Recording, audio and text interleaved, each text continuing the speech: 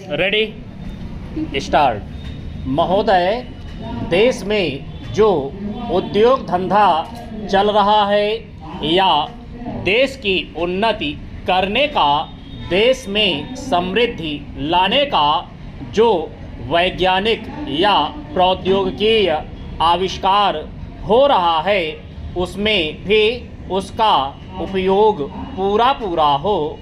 यदि ऐसा हो तभी मैं समझता हूँ कि हमारी पेटेंट प्रणाली सफल सिद्ध हो सकती है। यह प्रश्न उठ सकता है कि किस सीमा तक व्यक्ति के अधिकार की रक्षा की जाए और किस सीमा तक उसके अधिकार का हनन किया जाए, ताकि समाज का अधिक से अधिक लाभ हो, समाज का अधिक से अधिक उपयोग कर सके।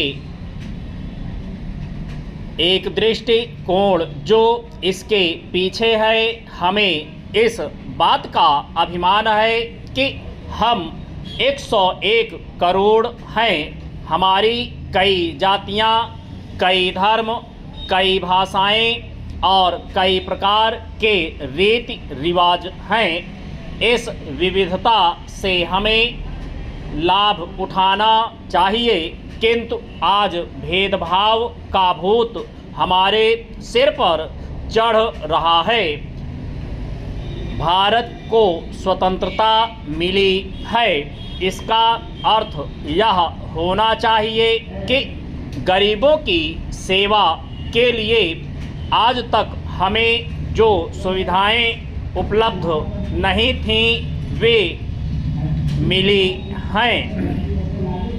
जिस प्रकार भरत ने अयोध्या के राज्य को राम का समझकर सेवक वृत्ति से राज्य का काम संभाला था, उसी प्रकार हमें समझना चाहिए कि राज्य गरीब जनता का है और उसके नाम पर उसके संरक्षक बनकर हमें उसको चलाना है।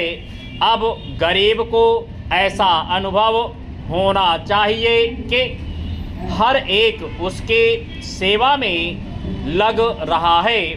सूर्य के उदय होने पर धनी गरीब सबके घरों में प्रकाश पहुंचता है।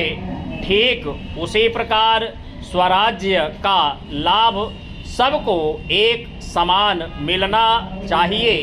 इसका सुख धनी निर्धन सबको बराबर मिलना चाहिए। जनता को हमने वचन दिया था कि स्वराज्य मिलने पर हम आपके दुख दूर करेंगे। अब वह समय आ गया है जबकि हमें अपने उस दिए हुए वचन को सार्थक करना है। इतने बड़े देश में विचार भेद होना स्वाभाविक है।